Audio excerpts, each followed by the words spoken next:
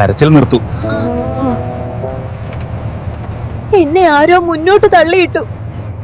എങ്ങനെയാ ഞാൻ മുന്നോട്ട് വീഴുന്നതെന്നോ? ഇത് ഏതൊരു അജ്ഞാന ശക്തിയാണ്.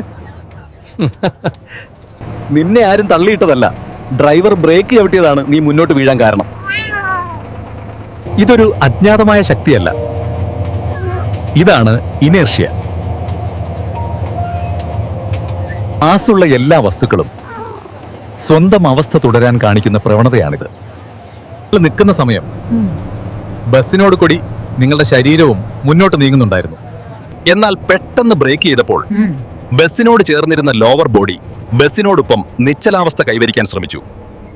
എന്നാൽ ശരീരത്തിന്റെ മുകൾ ഭാഗം മുന്നോട്ട് നീങ്ങാൻ പ്രവണത തുടർന്നുവാണ്.